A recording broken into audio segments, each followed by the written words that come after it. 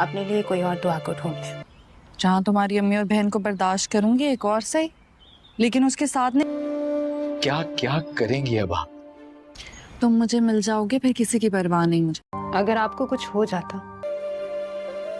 आज ये दिन तो ना देखना पड़ता मुझे। कैसी फजूल फजूल बातें कर रहे हैं आप। अपना ना सही तो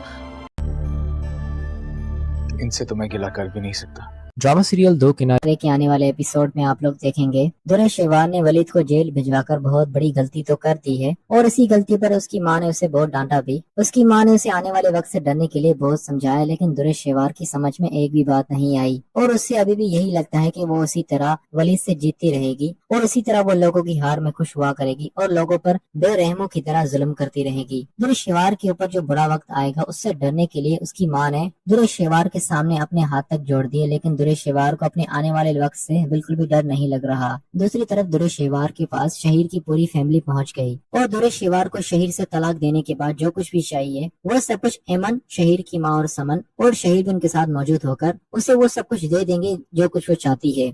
लेकिन उनकी दी हुई ऑफर दुर्र शेवार के सामने भी बहुत फीकी सी पड़ जाती है, और दुर्र शेवार उनकी दी हुई ऑफर को उनके सामने फाड़ देती है, क्योंकि दुर्र शेवार ने इतनी रकम के लिए शहीर से शादी नहीं की थी। शहीर ने अपनी माँ को आधी बात बताई थी कि दुर्र शेवार को तलाक देने की सूरत में आधी जायदाद की मालिक उसे बनाना पड़ेगा, तभी उसे तलाक दे पाऊंगा मैं। लेकिन असल में दोस्तों दुर्र शेवार ने तो पूरी जायदाद के बारे में शहीर से निकाह किया था कि जब भी शहीर उसे तलाक देगा तो उसके साथ ही साथ उसे पूरी जायदाद भी मिल जाएगी जो कि शहीर के नाम है।